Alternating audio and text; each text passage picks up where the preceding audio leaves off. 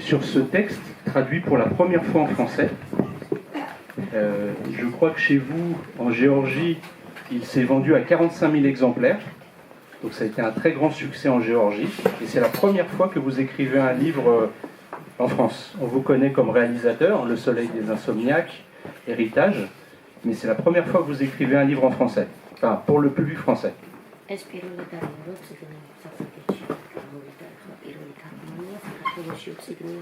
ძალიან წიგს შეხვდა ძალიან დიდი წარმატება, როგორც ვიცი, ამის საფუძველზე ეგზემპლარია დაგებული და პირველი ტაიმი საფრანგეთში გამოდის თქვენი წიგნი, იმიტომ რომ ჩვენ უფრო საფრანგეთში გიცნობთ როგორც რეჟისორს, როგორც უძინარგაზის რეჟისორს, მეკუთვნით როგორც რეჟისორს და ახლა პირველად როგორც წიგნის ავტორს. Bonjour. C'est bon? Bonjour, je vais traduire la réponse, mais vite fait, je vais faire une petite présentation. Il y a deux... Maya est une personne qui a traduit le roman. Et puis, il y a l'interprète, Sherena, qui est là. Moi, je suis la fille de Temour, je ne suis absolument pas prévue dans le programme. Même pour moi-même, c'est une surprise d'être là. Mais je suis quelqu'un qui traduit mon père en France et depuis des années. Et puis, il a absolument voulu que ce soir... ce soit à travers ma voix encore, qu'il est persuadé qu'on le comprend mieux. Voilà, c'est du coup, je vous explique ma présence. Et voilà, donc, mais je ne sais pas si je serai aussi compétente, je ne serai sûrement pas aussi compétente que les deux personnes qui, voilà, qui sont là. Je veux juste rajouter que Maya a traduit plusieurs textes du géorgien en français, notamment chez Noir sur Blanc, et c'est une grande traductrice doctorante du géorgien. Enfin, je mets un peu la pression dès le départ.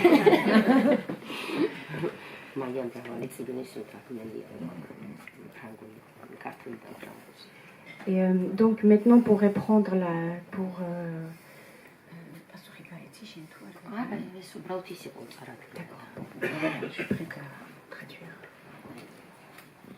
Donc, je voulais juste... donc ce livre est assez, on va dire, rocambolesque. C'est l'histoire de Judé, qui est un jeune garçon qui se dénonce, et finalement, à partir du moment où il se dénonce, sa vie va complètement changer.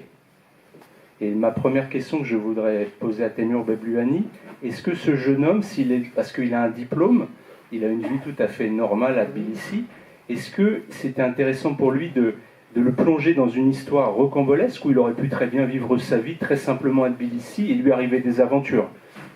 Parce que là, finalement, c'est un innocent qu'on accuse, et à partir du moment où il est accusé, sa vie change complètement.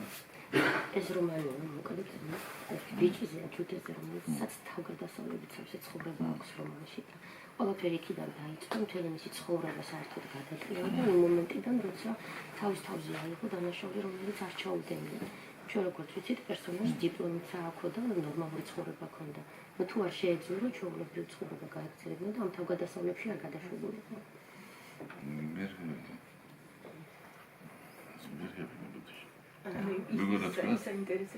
აინტერესებს რატომ გაიხდია ამ ბავშვი ჯუდე? რატომ აიჩია, რომ ასეთი გზით წასულიყო ამ ავანტურებში, რატომ გაეხია? ხომ შეეძლო, რომ შვიდად ეცხოვრა. აი ეს არის არაურჩევია მაგას. თვითონ არაურჩევია. თვითონ არჩევა ეს არის რომ მისი არჩევანი. შეგეძლო შენ აი თბილისის ამბებში გაიგრძელებინაო და აი ესეთ მორებში არ გადაგიგდო ეს personnage.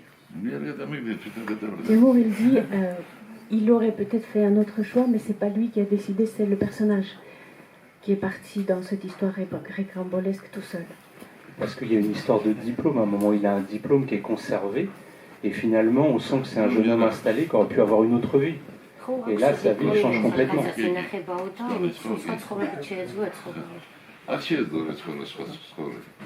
იმიტომ რომ მასი არ იყო ეგ დამოკიდებული ყველაფერი. იმ დროდაც ეს იმა დანაშაული თავის თავზე აიღო, იმიტომ აიღო რომ ვარესი არ მოსულოდა. უფრო იმიტომ კარგი არაფერი არ ელოდა. იძულებული იყო რომ ეს გაეკეთებინა. Il a dit il a pris les choses, enfin en fait il a pris cette décision Judé de prendre sur lui-même, enfin sur lui ce crime qu'il n'a pas commis. Parce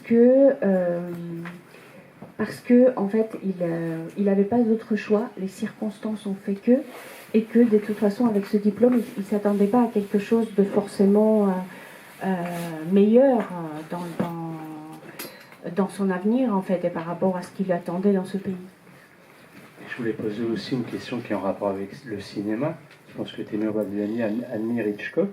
Et souvent dans les films de Hitchcock, il y a un innocent qu'on accuse à tort et qui est pris dans une machinerie qui le dépasse. Est-ce qu'il a pensé à Hitchcock quand il a eu cette idée de ce jeune homme qui était pris dans une histoire qui le dépassait? როგორც რეჟისორს ვახარ, ისე გეკითხებით, რომ ვიცი რომ თქვენ გიყვართ ჰიჩკოკი, და ჰიჩკოკის ძალიან ბევრ ფილმში არის, რომ პერსონაჟი იღებს თავის თავზე დანაშაულს და რაღაცა თავგადასავლებში არის. და რო წერდით თუ ჰიჩკოკზე თუ ფიქრობდით, ან თუ გაგიფიქრებიათ ჰიჩკოკს. არა, ჰიჩკოკზე ნამდვილად არ მიფიქრია. No. მაგრამ ჰიჩკოკის პერსონაჟები იმაში გარაქვია, ხდება აი ესეთი უდანაშაულოა და შენ პერსონაჟებით ხდებიან ესეთი იმაში რა სიტუაციებში, სადაც თავის დამოუკიდებლად ეხმარება. რა ვიცი, მაინც არ არის საჭირო რომელიმე ნაწარმოებიდან ამ ფილმიდან ან წიგნიდან აიღოს. ცხოვრებაში ძალიან ბევრი ხდება. Il dit que dans la vie, il y a beaucoup de choses qui se passent et quelquefois on pense beaucoup plus aux expériences de vie qu'aux œuvres d'art. Et que la vie, quelquefois, influence beaucoup plus notre imaginaire, même pour créer, que un réalisateur ou l'art. Voilà. Il ne diminue pas l'importance de l'art, mais il dit que l'expérience de vie peut être très très importante. Et justement, je voulais lui demander par rapport au cinéma où un réalisateur, et j'avais vu dans des bonus de films où il disait, c'est son fils qui disait ça, il fallait beaucoup anticiper les choses, beaucoup organiser quand on crée un film.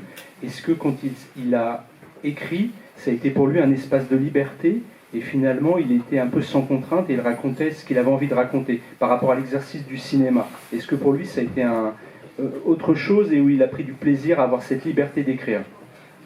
კინოსა და ეხლა შემოქმედებით წერაშორის განსხვავებას გეკითხებათ, ანუ მე წამიკითხავს რომ მისი შვილის ინტერვიუში ცოტა ზოგადად ვიცი რომ როცა ფილმებს აკეთებენო თქვენი შვილი ემზადებით ამისთვის უამრავი წინასწარ რაღაცა სამუშაოს გასწევთ, ემზადებით როცა ფილმი იქნება. როცა წერდით, როცა წერენ წიგნს, უფრო მეტი თავისუფლება აქვს ადამიანს, უფრო მეტად სპონტანურია. მაინტერესებს რომ თუ აი როცა წერდით, აი ეს თავისუფლება თუ გქონდათ წერისას, ანუ შემოქმედებით. კინოსგან განსხვავებით, როცა ფილმს აკეთებთ და როცა წიგნს წერდით.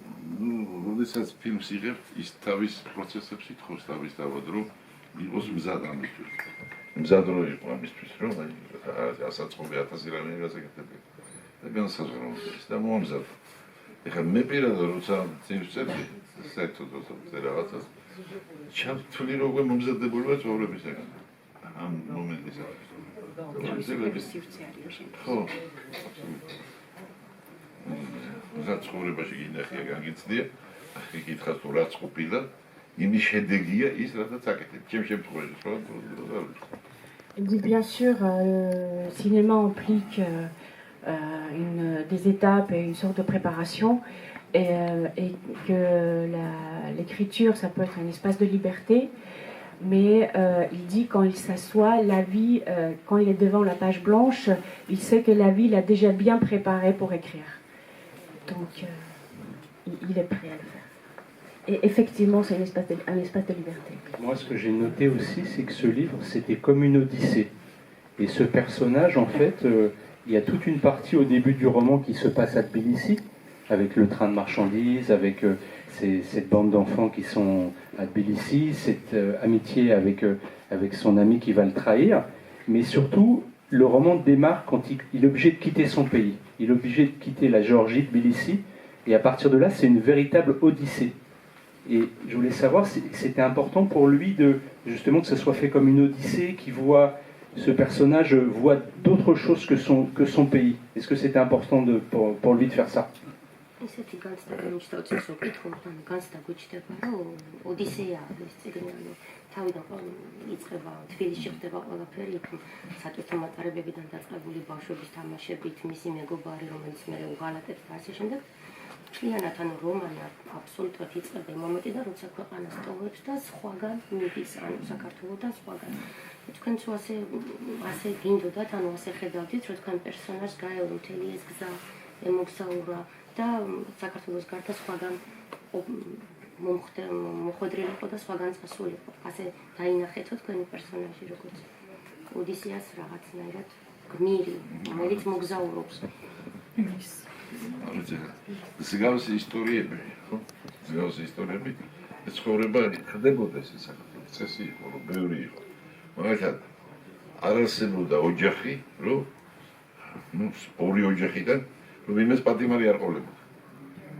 ხო და ციხეში დაჭერილი ადამიანი იწვევდა თანაგზობას და ითვლებოდა უსამართლობის მსხვერპლად.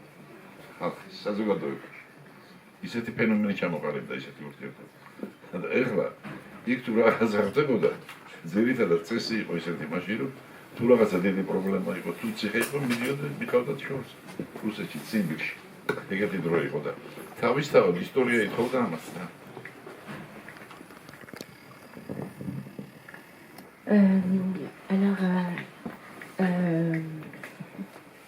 la réponse de Temur est que en Géorgie, à l'époque, presque, enfin tous les deuxièmes familles, chaque deuxième famille avait un prisonnier. Donc tout le monde avait quelqu'un dans les cousins, qui avait un prisonnier dans la famille.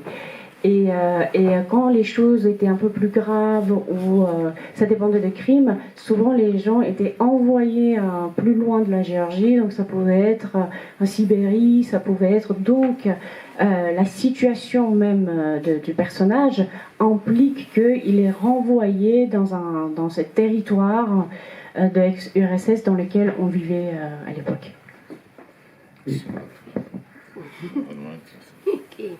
ну როგორ გითხრათ აბა თანაგზნობას იწვევდა ეს ხალხი ისიმათ აღარ უყურებდა როგორ დამნაშავეს ყველაფერზე იყო კანონი ყველაფერი აქ ზაუარებელი კანონი იყო ბევრი კანონი ხო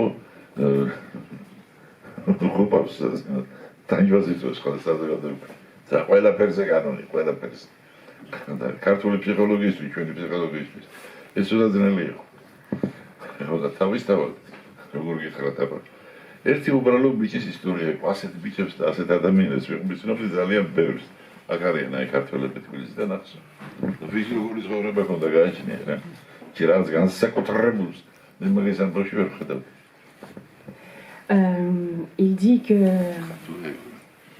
Il dit que les prisonniers, en fait, ils suscitaient beaucoup d'empathie dans la population et surtout pour la psychologie géorgienne. Il y avait beaucoup d'empathie pour ce genre de personnages. Et puis Temur, personnellement, il connaissait beaucoup de gens. Il connaissait beaucoup de gens qui ont eu un peu le destin de son personnage.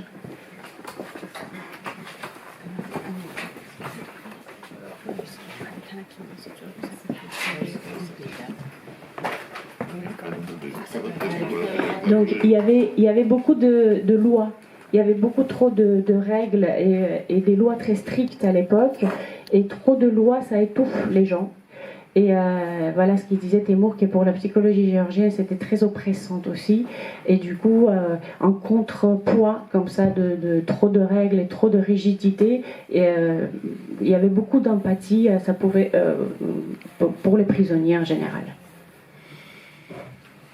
C'est vrai que moi, en le lisant, ça m'a fait un peu penser à certains romans russes où des gens tentent de s'échapper ou des récits du goulag, parce que c'est vrai que dans le livre, le personnage, à chaque fois, soit il est pris dans une mauvaise identité, ou il se retrouve même dans un hôpital psychiatrique, dans un camp en Sibérie. À chaque fois, il tente de s'évader parce qu'il est pris de liberté.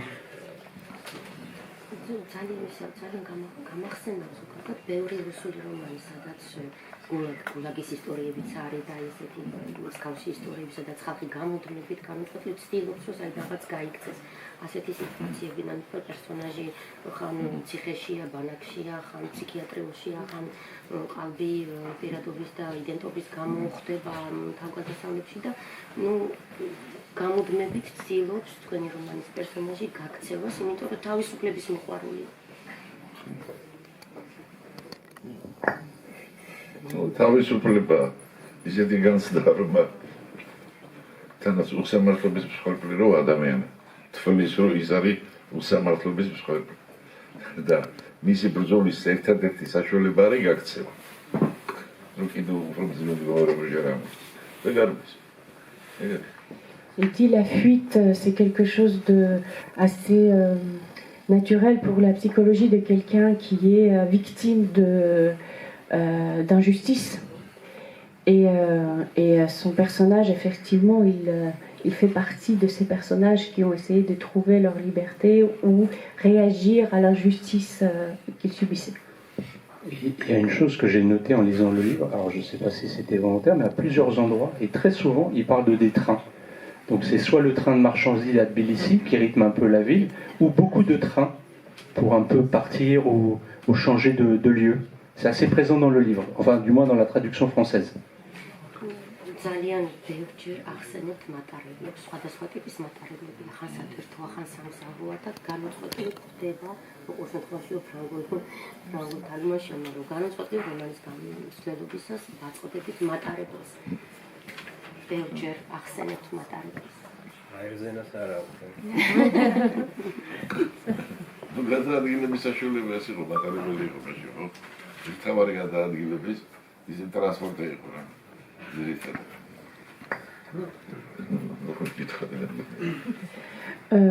Il dit que c'était le transport très utilisé et très présent.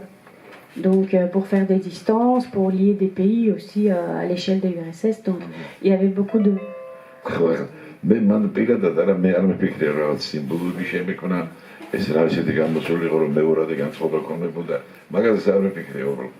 უბრალოდ ყვებოდი ამბავს. იქ არის კიდევ თუ გახსოვთ არის ფრაზა, როდესაც ამბობს ეს ტიპი რომ მე ასეთი განცდა მაქვს რომ ჩემ ცხოვრებაშიო ხო? მარტო ემოციებით მივიღე მონაწილეობა. დანარჩენი ჩემთვის არავის არ მოგეწია ყველაფერი ისე ხდებოდაო. ნუ ეგ არის რა.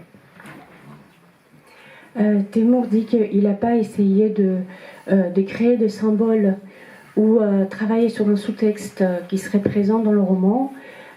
Il a dit qu'il a vraiment raconté l'histoire à la façon dont il a observé et des expériences qui l'ont entouré. Ah oui, et du coup il parle d'une phrase qui dit le personnage. Le personnage il dit que toutes les choses... Maya, peut-être vous pourrez... Je ne me souviens pas par cœur, mais... Donc, le personnage, il dit que lui, tout ce qu'il a vécu, c'était... Il semble qu'il n'a participé à la vie qu'avec ses émotions, que tout ce qui s'est passé dans sa vie, c'était malgré lui. Qu'il a subi toute sa vie. C'était le résultat des hasards, sa vie. Voilà, c'était la succession des hasards, et lui, il était plutôt le spectateur de sa vie que l'acteur. Et donc, sa seule participation, c'était les émotions qu'il a ressenties dans sa vie. Et moi, je l'ai lu aussi comme un roman de formation parce que le personnage se transforme psychologiquement et physiquement. Parce que les prisonniers, à un moment, ils perdaient leurs dents, ils se transformaient, ils s'endurcissent, ils rentrent jeune homme presque innocent, enfin dans les deux sens du terme, et ils se transforment physiquement. C'est presque un roman de formation ou...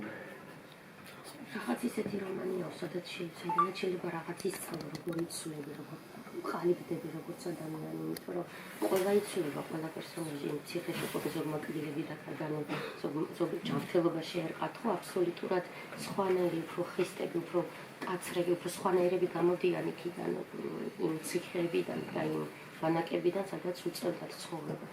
აბსოლუტურად ტრანსფორმირებულია პერსონაჟი მთელი ამ ყველაფრის გადატანის შემდგომ. ცხოვრება ფსიქოლოგიურად და ემოციურად შეცვლილია, ანუ გარდატეხის ის ჰქონდა პერსონაჟი. ცხოვრების გზას.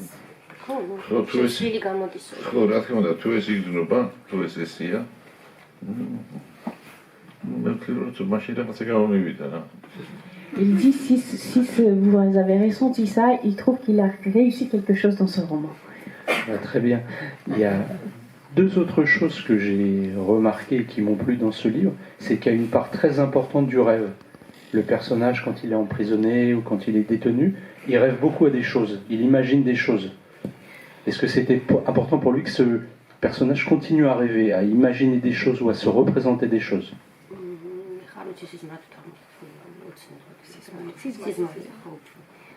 ძალიან ბევრ სიზმარს ხედავს. განუწყვეტლივ ეს იზმრება რაღაცეები პერსონაჟს ციხეში ყოფნის დროს. და აი ეს შევამჩნიო, ორი რაღაც შევამჩნიო და პირველი ეს არის, რომ ძალიან სიზმარი არის ძალიან ხშირი ამ რომანში პერსონაჟისთვის. პერსონაჟი ხშირად ეს იზმრება რაღაცეები იქ ყოფნის დროს. და მნიშვნელოვანია, რომ excusez-moi pour prendre la dernière. Non, c'est simplement que le personnage, à plusieurs reprises, du moins dans la traduction française, rêve, s'imagine des choses, et savoir si c'était important pour lui que ce personnage continue à rêver et à imaginer des choses. Peut être simplement dans la survie ou du quotidien. სიზმარიც ისეთი ნაწილი ადამიანის სიცოცხლის როგორც სიფხიზლეა. რეალური ცხოვრება. ხო და სიზმარში ადამიანები ნაკლებად აქცევენ ყურადღებას, მაგრამ არის ხალხი, რომ სიზმარში თელი ცხოვრება იხატება ადამიანებს. ვიღაცები ძალიან განიცდიან ამ სიზმარს, ვიღაცებმაც საერთოდ არ აქვს. გააჩნია ვინვინელი და იმ სიტუაციაში, სადაც ეგ არის ეს ბიჭი, როგორი ცხოვრება. ის აქცენტები 10 წლების განმავლობაში, მაგრამ სულ რამოდენიმე სიზმარია გახსენებ. იმას მისთვის მნიშვნელობა ჰქონდა. და რასაც მისთვის მნიშვნელობა ჰქონდა, იმას იმახსენებს. იმას ყოფილა. Timur dit que dans la vie, pour lui, dormir, rêver, ça fait partie aussi de la vie autant que d'être éveillé. Donc c'est aussi important et c'est une partie essentielle de la vie. Il y a des gens qui revoient leur vie dans les rêves. Il y a des gens qui imaginent, qui interprètent beaucoup les rêves et puis qui sont très sensibles à leurs propres rêves. Et puis il y en a qui se rappellent pas et qui donnent pas l'importance aux rêves. Et il dit que le personnage, toutes les choses importantes de sa vie, se sont manifestées pour lui dans le rêve et dans le rêve ça fait écho à sa vie. Donc c'est une sorte de pas réflexion mais une sorte de repenser sa propre vie à travers les rêves. Il y a autre chose aussi qui est très beau dans le livre, c'est que le personnage, à de nombreuses reprises, quand il est emprisonné, il se souvient de Manouchka, la femme qu'il a aimée, qui est restée à Tbilissi.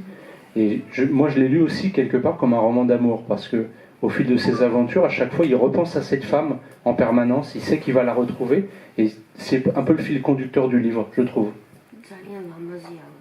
სიყვარულის ისტორიაც, რომელიც პერსონაჟს აქვს მანუშაკთან, იმიტომ რომ ძალიან ბევრჯერ განუწყვეტლივ თბილისში დარჩენილ მანუშაკს იხსენებს, რაც არ უნდა რაღაც ცხოვრების თავგადასავლების სხვა ადამიანებთან, სხვა ქალბატონებთან შეხვედრია პერსონაჟს, მაგრამ ყოველთვის უბრუნდება მაინც იმ თავის სიყვარულს, რომელიც საქართველოში ჰქონდა და რომელიც საქართველოში დატოვა და მე რაღაცა ძალიან მომწონს ეს მომენტი, რაღაც სიყვარულის ხაზიც და რაღაც თითქოს რაღაც გარკვეულწილად რაღაც სიყვარულის ამბავიც არის, სიყვარულის რომანის სიყვარულზეც ესე დავინახეო.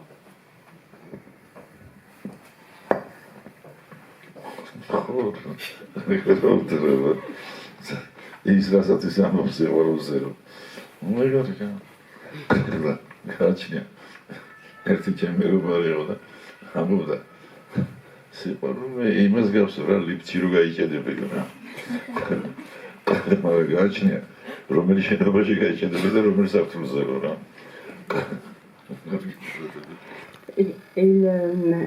Il est d'accord avec cette interprétation qu'effectivement c'est un roman d'amour aussi, Mais là, il se rappelle de son ami qui disait toujours que l'amour ressemble à cette expérience d'être coincé dans l'ascenseur. Et ça dépend, mais ça dépend vraiment dans quel immeuble et aussi quelquefois à quel étage on est coincé. Donc, voilà. სიყვარული ის არის აზრს რო აძლევს ცხოვრებას და თუ ეს იგრძნობა ძალიან სასიამოვნოა. Il dit l'amour c'est ce qui donne le sens à la vie, donc si on ressent ça dans mon roman, je suis heureux. Et sans trop raconter l'histoire ou dévoiler des choses, mais il va finalement, le personnage va revenir à Tbilissi, il va retrouver son amour. ძალიან ბევრ რაღაცას გადაიგებს, მაგრამ რაღაც მომენტში პერსონაჟი დაბრუნდება თბილისში და ისევ ხელახლა შეხვდება თავის სიყვარულს.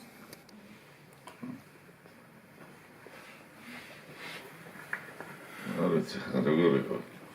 ყველაფერს რაღაც თავისი სტიმულატორის სიტუაცია. მე ვჩვავდა ერთი მეგობარი, რომელიც ძალიან დიდი ხნის მერე დაბრუნდა, სწორედ მასეთ სიტუაციიდან.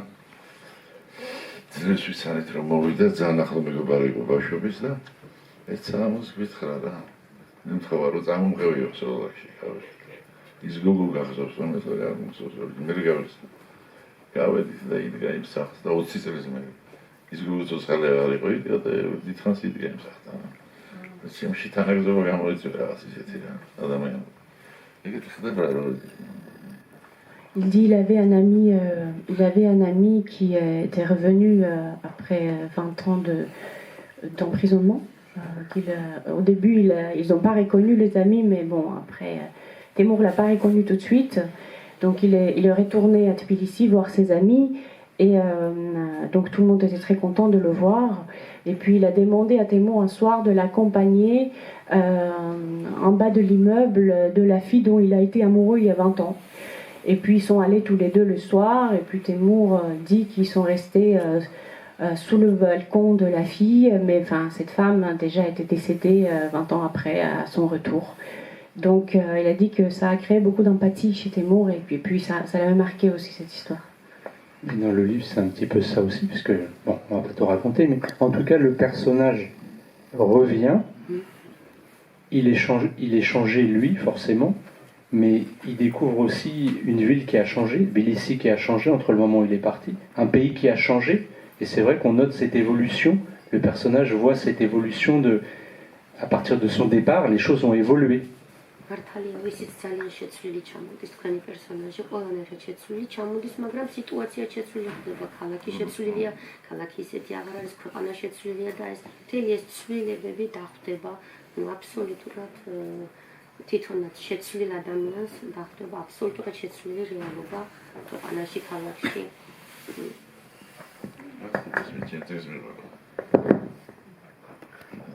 ხო, რეალურია ცხოვრება. ეხლა ჩვენ რომ შემოვიდეთ ქუჩიდან ქუჩა, სხვა რომ გავაცხანე იქნება. თავისთავად, ადამიანის ციცლება ცხოვრებაა ეს. რა ტარებს და რა არის თავარი მისთვის სიცოცხლეში. მაგაზე და მე მგონია ყველასთვის ყველაზე მთავარი არის სიყვარული. მაგის გარეშე აზრზე არაფერს და დამიწეს. თუ ეს არსებობს, შენ ძლიერი ხარ და შენ ყოველთვის გექნება რაღაც შანსი. იმის ზოგადად და რაღაც სიხარულის დაფერს გადაიგზნო. სიყვარულის გარეშე არაფერს აზრი არ აქვს. Donc Temur il dit bien sûr le personnage change, l'environnement change, mais malgré tous les changements que l'environnement peut subir, à partir du moment où un être humain a l'amour, et puis l'amour existe, il existe toujours une étincelle d'espoir, et qu'il y a toujours une chance de survivre. Donc il dit, il peut y avoir toutes les sources de changement, l'étincelle d'espoir sera là tant qu'il y a l'amour. L'amour, l'espoir, mais dans son livre, le personnage, il a connu beaucoup de choses, il a fait 1000 métiers, il a été cordonnier, il est peintre, et à la fin du livre, dans la traduction française, ça se termine, il peint. Et pour Temur, est-ce que pour lui, l'art et le fait de créer, est-ce que c'est peut-être ça la solution à tous les soucis? კიდევ ძალიან ბევრ ხელობას ცდის პერსონაჟი, ხან მეწაღია, ხან ხტარია, თანხმობაში ესეთავდება რაღაც მომენტში. ხსენო რომ ხატავს ბოლოს და თუ ფიქრობთ რომ ხელოვნებას შეუძლია ზუსტადაც აი ხელოვნებას აქვს ის როლი რომ ადამიანის შეცვალოს კარგისკენ წაიყვანოს რაღაცა კათარზისი გააკეთოს გაუკეთოს ადამიანის ხელოვნებას თუ აქვს ასეთი თქვენ თუ ფიქრობთ რომ ასეთი ძალა ამისი ამის მაგის ამდენ და რაღაც მაგდაგორზე რო დააფიქროს ეს ალბათ შეიძლება მოხდეს თან გააჩნია ვინ არის ვის აქ შეხება ნაწარმოები იქნება თუ დანარჩენი რაღაც ხელოვნების ნიმუში რა თქმა უნდა ის რო შეცვალოს და რაღაც ასწავლო მოახდინოს მე ნაკლებად ვფიქრობ მაგრამ რო დააფიქროს რაღაცას დააფიქროს ეს ალბათ ამის უკმარი აქვს La force de l'art est de nous faire réfléchir. Peut-être il ne peut pas transformer tout le monde, peut-être la littérature ne peut pas transformer tout le monde, ne peut pas toucher de la même manière chaque personne, mais l'espace de l'art est effectivement cet espace de liberté qui peut toucher et qui peut surtout faire réfléchir sur aussi beaucoup de choses que l'être humain ne peut pas atteindre. Même le changement qu'il ne peut pas subir, l'art peut le faire réfléchir sur ce changement. Merci à vous. Et je voulais aussi, parce que c'était une soirée aussi un hommage à votre travail, aussi à Vadja Pachleva, peut-être si vous pouvez nous... Pardon, j'ai mal prononcé. Peut-être nous parler de cet auteur important en Géorgie. Vous ou Maya peut-être, ou peut-être parler de cet auteur qui me semble un auteur majeur aussi.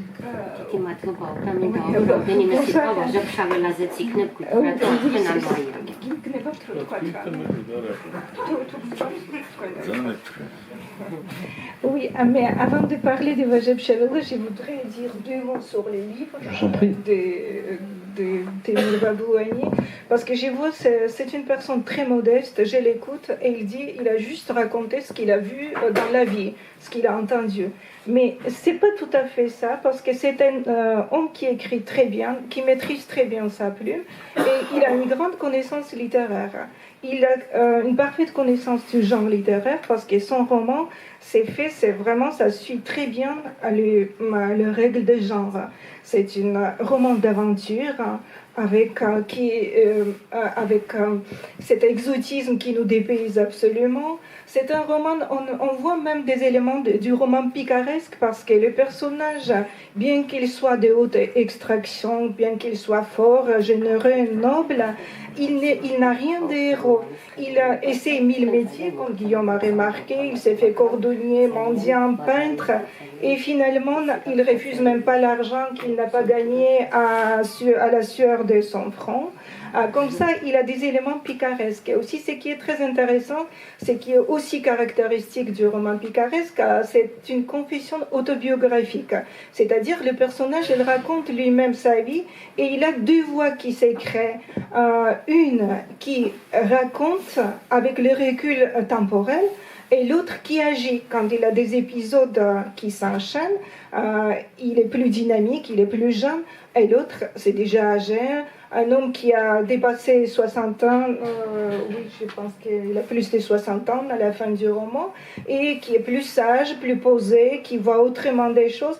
Comme ça, c'est très important. On voit vraiment dans le roman ces 2 voix.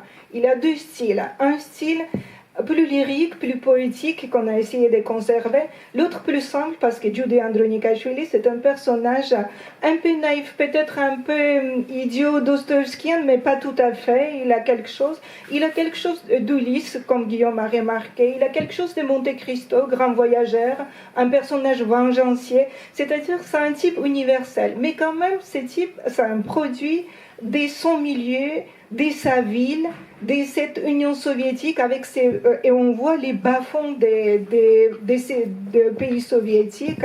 Le personnage, il est orphelin. Cet orphelinat aussi, c'est aussi symbolique. Peut-être qu'il n'a pas attaché cette importance, mais quand le livre est bien écrit, on peut faire la lecture à plusieurs niveaux. Cet orphelinat symbolique, c'est pratiquement aussi un personnage des contes, c'est-à-dire avec le schéma classique des contes qui est propre à proposer. Il a la situation initiale, situation de manque. Après, le personnage quitte sa maison, il part, il a des longues péripéties, il revient. Il a cette recherche de la princesse pratiquement, et il a cette histoire d'amour. Moi je dirais peut-être que la comparaison va vous surprendre, mais c'est l'amour dantesque. C'est pas faux parce qu'il va rencontrer sa Béatrice là-haut, pas ici, pas dans ce monde. Il espère faire ça. Et même on voit ces 3 étapes des Vita Nova parce que la première quand Béatrice le salue, il est heureux. Deuxième quand il ne le salue plus, elle ne le salue plus. Et troisième quand Béatrice meurt. C'est-à-dire, il a cette composition, on retrouve les éléments, on retrouve même les éléments, il fait parfaitement, il mixe les genres. Et ça, c'est formidable, c'est très caractéristique du roman moderne. C'est pas le roman du 19e siècle, c'est pas le roman du voyage russe du 19e siècle, non, c'est un roman parfaitement moderne. Je pense qu'il a beaucoup de connaissances aussi du roman noir américain, c'est le roman qui est né dans les années 20 aux États-Unis, et qui est le roman aussi qui met en avant, à la différence des autres types de romans policiers, il met en avant les psychologismes et les ambiances. Voilà, et c'est le roman contestateur aussi, qui dénonce aussi l'injustice sociale. Aux États-Unis, c'était la période, quand le roman naît, c'était la période des crises, voilà, des crises de l'entre-guerres, etc. Mais ici, on voit aussi la crise politique il conteste pas directement, il dénonce pas directement, mais on voit que cette crise, le pays traversé par la crise politique, économique, sociale, ça fait l'étoile de fond du roman. On voit l'histoire de Judée qui est en même temps couplé par l'histoire du pays. Judée, il est malheureux parce que son pays est malheureux. C'est-à-dire la liberté collective s'attache à la liberté individuelle, et cette quête de la liberté, cette aspiration à la liberté, cette évasion à plusieurs fois, c'est la quête de la liberté nationale, c'est aussi le questionnement qu'il se pose. Il a le rôle des hasards aussi, Guillaume, il a déjà mentionné, et le rôle des hasards qui est très très important, parce que finalement la vie est faite de quoi? La vie est faite de la succession des hasards. Mais justement, les personnages essaient de voir c'est où la logique. Est-ce que ces hasards, est-ce que ces aventures qu'il vit, ces cas, sont vraiment fortuites, ou il y a une logique dans tout ça? Et c'est quoi ce schéma providentiel qui est dessiné? Et comment un homme seul peut lutter contre ce schéma providentiel? Comment il peut s'en sortir? Qu'est-ce qu'il peut faire? Et c'est incroyable parce qu'on voit ce qui est vraiment motivant, on voit la force de l'homme. La force de l'homme qui ne peut pas vivre. Il s'enfuit plusieurs fois de la prison, et à chaque fois, bien évidemment, prison, Temur, il dit qu'il n'a pas voulu faire de symbole, mais quand même, il a un symbole. Prison, c'est le symbole des entrailles maternelles, et à chaque fois, quand il sort, c'est la naissance, c'est la nouvelle naissance. Comme ça, on suit le personnage, et là, des épisodes qui s'enchaînent avec c'est pratiquement des séquences de cinéma, et c'est formidable. Il tient en haleine le lecteur, et il réussit à faire ça, et c'est avec toutes les connaissances du genre. Voilà, c'est ce que je... C'est un très bon livre en fait. Et juste, avant, peut-être s'il y a des gens qui ont des questions, j'ai vu que c'est un livre qui s'est vendu à 45 000 exemplaires et on dit que c'est un livre moderne, qui va être adapté en série. Et je voulais savoir si c'était Temur qui allait réaliser les séries adaptées du livre.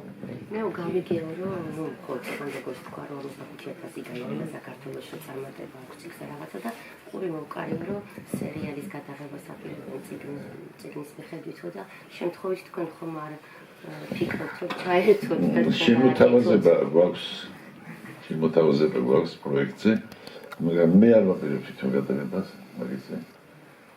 მე თვითონ ვაპირებ და ნახოთ როგორ გადაწყდება რა. რამოდენიმე კომპანია, რომელსაც უნდა ფილმის ისე რა ქვია, რომ გაკეთდეს სერიალი ამ ფილმით. ნახოთ. Il dit, il a eu.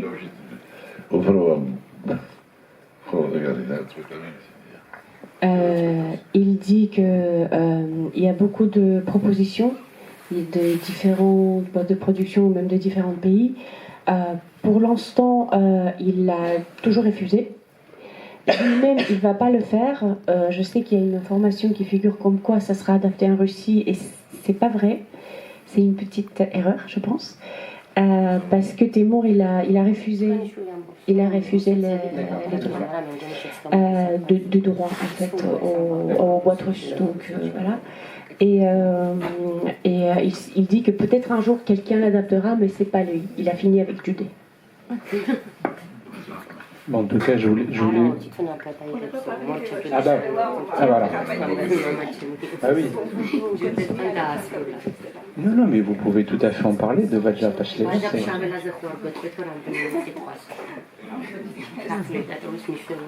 Mais justement, peut-être qu'avant, il réfléchit, peut-être il a besoin de réfléchir un petit peu. Je voudrais juste placer un petit peu dans le contexte de la littérature géorgienne, c'est ce qu'on a pensé faire aussi, parce que j'ai dit c'est un livre qui peut se lire dans tous les pays, partout, parce que le personnage est universel. Et en même temps, il est attaché à son milieu, il est attaché à la Géorgie, et l'auteur, il est géorgien, il a la connaissance de la littérature géorgienne, et je voudrais juste mentionner quelques thèmes qui sont vraiment très importants pour la littérature géorgienne et qu'on voit aussi dans le roman. Amitié et amour, avant tout, bien évidemment, amitié et amour, je pense qu'il n'y a pas de littérature qui ne traite pas de ces thèmes. Et avant tout, je voudrais citer Shuta Rustaveli, l'auteur du XIIe siècle, qui nous a laissé un magnifique, la plus grande œuvre de la littérature géorgienne, Les Chevaliers à la peau de tigre. Pourquoi je parle? Parce que cet errant, cet amour, il a un amour chevaleresque presque dans les livres de Temur Babouani. Et l'amour, bien évidemment, l'amour c'est courtois, c'est plus complexe. L'amour que présente un auteur médiéval, c'est un peu différent, mais l'amour est considéré comme la force de surmonter les difficultés terrestres, de sortir de la détresse et d'atteindre la béatitude ici sur la terre. Et l'amitié, c'est pareil, tout est possible grâce à l'amitié. Pour Rustaveli, je vous parler de la thème des libertés qui est aussi très important. Voilà, on a dit qu'il a des romans russes où on voit les personnages qui s'évadent, qui aspirent à la liberté. Pour la Géorgie, l'aspiration à la liberté, c'était toujours important. La littérature géorgienne est traversée par cette aspiration parce que la Géorgie a été annexée par la Russie au début du 19e siècle et depuis, tout le peuple, et y compris les écrivains, rêvent à la libération nationale. Et la liberté nationale s'enchevêtre à la liberté individuelle, l'une sans l'autre, est inimaginable. Et c'est pareil dans les romans de Temur Babouani. L'action commence au début dans les années, à la fin des années 60. La Géorgie fait partie de l'Union soviétique. Le personnage revient, la Géorgie est déjà indépendante, mais ça ne signifie pas que tout va bien, parce que le pays est traversé par la crise, il a la corruption toujours qui règne, il a beaucoup de... la liberté, c'est bien, mais quand on a la liberté, il y a beaucoup de problèmes aussi qui se posent. Et pour la littérature géorgienne, je reviens aussi, les Géorgiens, les Géorgiens rêvent de la liberté. La littérature présente très fort cette aspiration à la liberté. Et aussi les questions de la justice, de la punition, qui sont aussi très présentes dans le roman. Je citerai Ilya Cavcavadze, le plus grand écrivain de la deuxième moitié du 19e siècle, d'ailleurs qui traduit les derniers jours des condamnés de Victor Hugo. Les Géorgiens, ils commencent déjà à contester contre la peine de mort au 19e siècle, et il écrit un récit très fort, un récit bouleversant qui s'appelle OJB. D'ailleurs, ce récit est traduit en français par Gaston Boetchidze. Il raconte l'histoire de deux frères, deux adolescents. L'un d'eux est conduit au JB, mais le coupable principal, c'est la société qui fait naître la criminalité et qui en est responsable. Et c'est pareil, si Judé Andronikashvili il va en prison, c'est parce qu'il est victime non seulement de l'injustice, mais aussi cette injustice est née au sein de la société. La société est responsable, la société est coupable. Voilà. J'ai l'aspiration peut-être que n'est pas très connue pour les récits. Je ne vais pas parler de tous les thèmes de la liberté, je vais juste m'arrêter sur deux auteurs où on voit c'est ce que Foucault appelle les espaces autres, des espaces autres, les hétérotopies, comme la prison, les endroits fermés, les endroits utopiques, où l'homme est marginalisé, où l'homme est enfermé, comme des prisons, des maisons de retraite ou des asiles, etc. Dans ces endroits commencent les rêves. Il y a un écrivain du début du XXe siècle, Cholawom Tatidze, peut-être même les spécialistes ne connaissent pas très bien, mais qui décrit ces sensations. Il décrit vraiment son écriture est très forte. Il décrit les sentiments d'un homme condamné à mort. Il commence, cet homme, il a passé à la prison beaucoup d'années et il est mort dans l'asile. Et avec une force bouleversante, il décrit les sentiments que le condamné à mort peut avoir.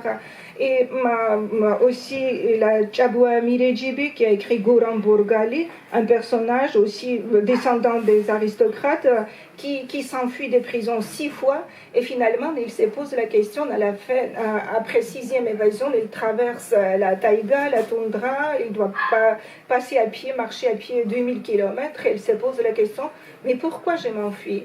Pourquoi j'ai toujours besoin de m'enfuir et de m'évader et cette évasion, cet thème d'évasion rejoint les mythes des Juifs errants et dans les romans, il a ces mythes des Juifs errants aussi qui est très fort, qui est sous-jacent. C'est très présent. Voilà, très, très présent. C'est pour ça les trains, le chemin. Peut-être il n'a pas pensé au symbole comme il dit Léna, mais quand même il a cette division de l'espace infini et de l'espace clos. L'espace clos qui enferme, l'espace infini qui évite à rêver, à bouger, à traverser. Il a beaucoup de verbes, de mouvements avec l'espace. Et pour finir, oui, je suis allée trop loin, presque oublié Vajab Shabela. Et pour Vajab Shabela, je ne vais pas beaucoup parler, je vais dire que c'est un écrivain qui s'interroge sur les valeurs de l'homme, sur les valeurs humaines. Vajab Shabela, c'est une grande figure de la littérature géorgienne de la fin du 19e, début du 20e siècle. Et il a ressuscité le genre d'épopée. Dans ces épopées, ces personnages sont presque les personnages des tragédies antiques. On voit dans les montagnes des Pshavi, dans les montagnes de son village natal, Araza qui pleure pour Ennemis, comme Antigone presque essaie de l'enterrer. On voit Mindia, c'est un mythe orphique. Et Vajab Shabela, j'ai payé, si on aura le temps, j'ai pris les livres justement parce qu'il est traduit par un grand écrivain, traducteur qui est décédé il a 2 ans. Il a traduit, et je n'ai pas voulu lire des extraits, mais je pense que je vais laisser la parole à Temur Babouani, sinon on peut parler infiniment de cet écrivain. Je sais, peut-être Temur veut peut-être signer peut-être son livre, peut-être, je ne sais pas. Pour lui laisser à cette place.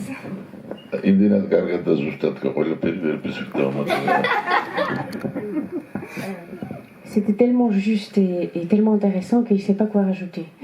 Est-ce qu'il veut bien signer quelques livres?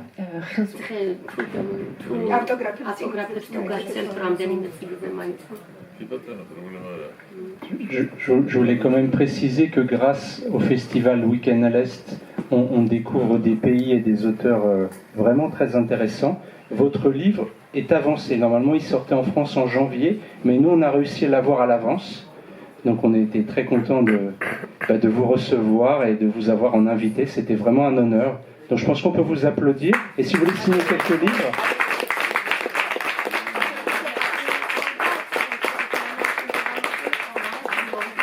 Je précise juste que le livre est en vente à la caisse et si Temur veut bien signer quelques livres, on serait très honorés.